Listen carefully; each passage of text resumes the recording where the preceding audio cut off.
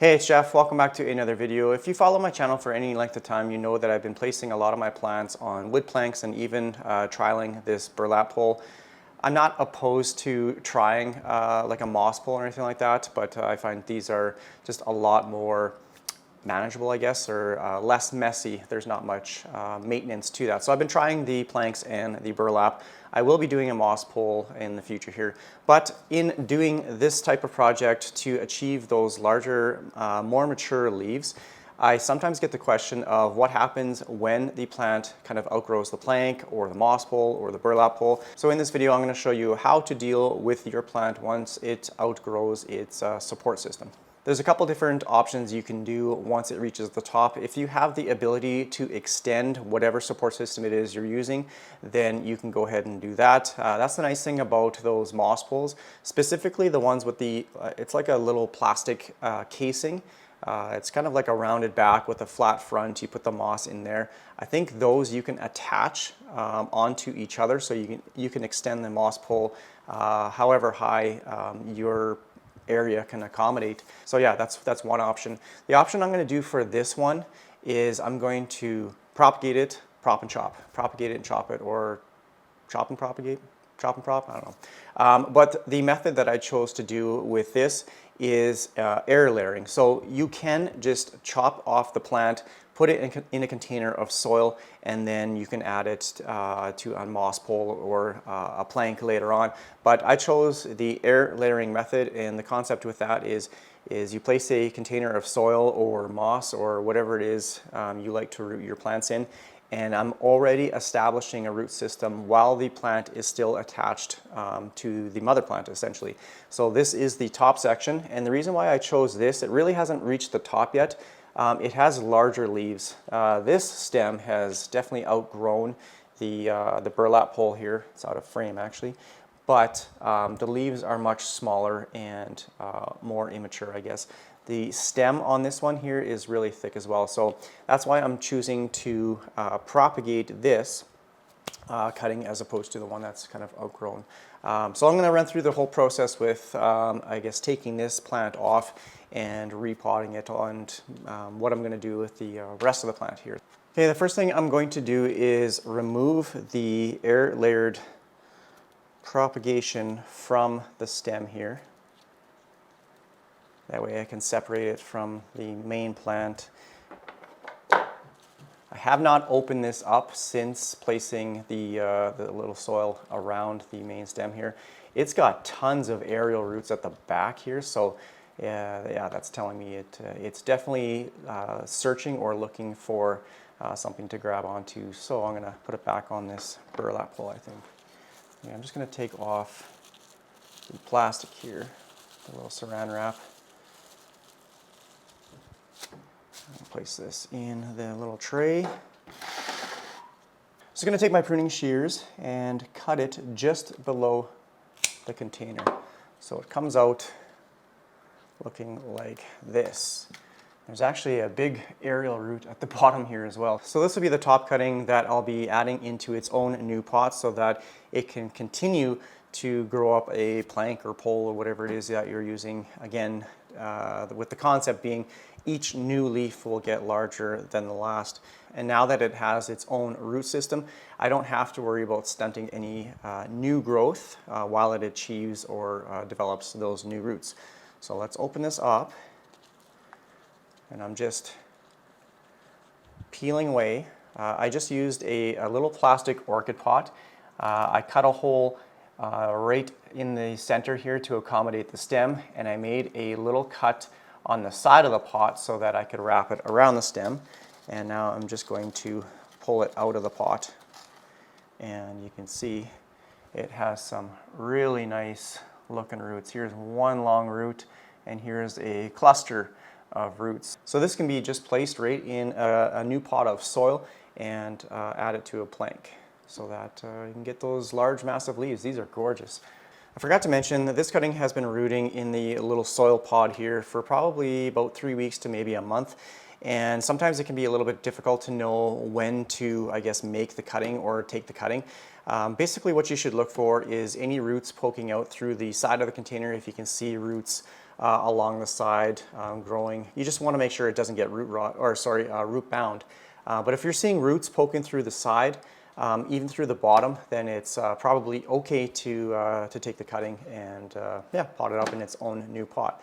So with this one, like I said, you can take that top cutting, put it in its own new container, add it to a plank, moss pole, or whatever you want. Then you can leave this cutting just to regrow. It will regrow or branch out from one of the closest nodes, and you can continue to let this grow, and you can continue to propagate it. You can take more cuttings for the future.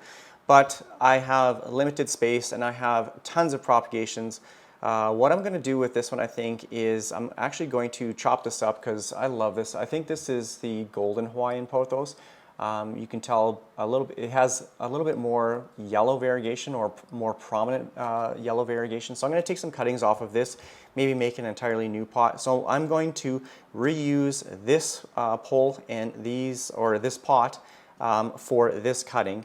And then I'm going to just take propagations from this. So that's what I think I'm going to do. And yeah, so I'm going to take all these cuttings off of the pole here. I'm just going to snip them off. So now I can propagate this cutting. I'm going to take this off here as well. I think the golden pothos is probably my favorite pothos. It is extremely fast growing, and it always looks gorgeous.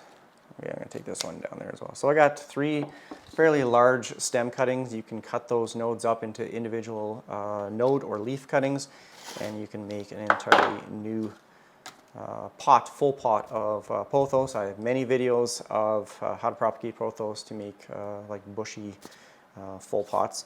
I also have a video on how to actually do the air layering method. I have done it on a Ficus Alaska, and I've also recently done it on my Raphida for a decursiva that has got a new leaf, and it's getting another new one here as we speak as well. So I'm going to take the pole out of the pot here.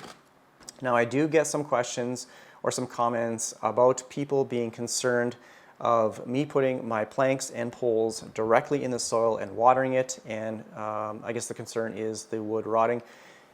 This has not rotted. It's probably been in this container for, I would say, the better part of a year, maybe a little bit less. There's no rot on this wood piece. I think this is actually cedar, and I did make this burlap pole. It's a really easy, clean process, and yeah, it's just, it doesn't have the mess like moss does. I'm going to reuse the same pot here, and I'm just going to place the pole at the back of the pot, something like this, whereas I had it in the middle last time. So I'm just going to put all this soil in the bottom here first, and then I'll size up this cutting. Just dumping this in and just going to pack it down. And let's see, maybe something like, so I want this top large root to be just below the soil line. I'm going to have to straighten this. This cutting has gotten a little bit curved or a little bit bent, so I'm going to have to straighten that out, making sure that it just rests straight up against the plank, something like that. I think that looks okay. I want those aerial roots to search into the burlap. So I think something like that will be okay. Actually, I'm going to add one of these little Velcro ties to the cutting right now, just so I can hold on to the plank here. Just secure it, just lightly, just position it like that. I think that's okay. So I can readjust it here in a second, but I don't want to damage any of the roots, and I want this to be seated properly in the pot, something like that. Okay, now I'm just going to add soil, and that is it. I'm going to place it back in the same location. I have this upstairs on my plant table. It's a couple feet back from a south-facing window. I have another soil container here. I'm just going to kind of mix it up, just packing it down lightly. So I'm not going to change any of the conditions. I'm going to place it right back in the same spot.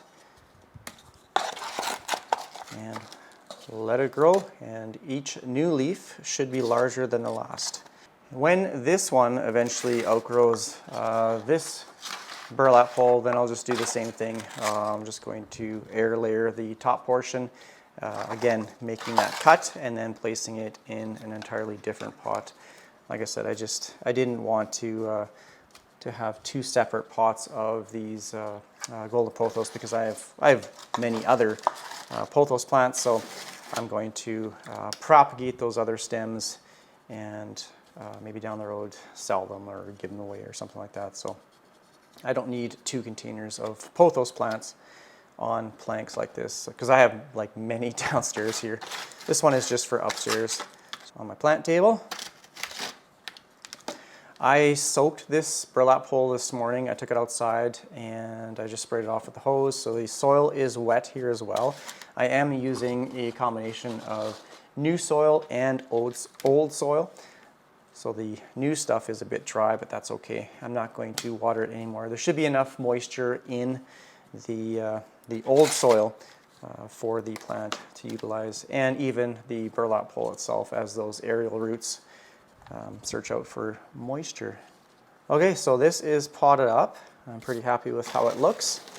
I absolutely love these larger pothos leaves. I want them to be huge.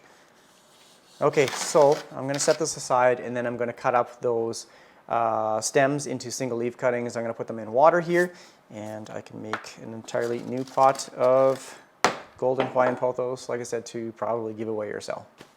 I just took a few node cuttings like this, ones that were highly variegated and looking healthy, so I just put them in this container of water. I'm going to set these aside, and like I said, I'll put them in a pot later on.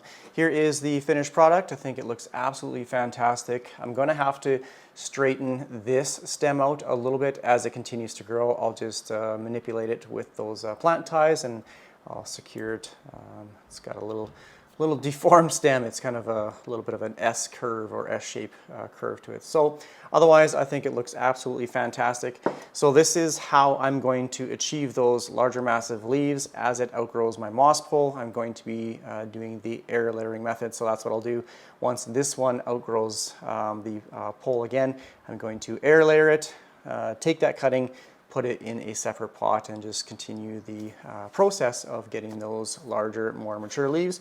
If you have any comments or questions, please leave it down below in the comment section. Thanks again for watching my videos. Take care, everyone. Bye.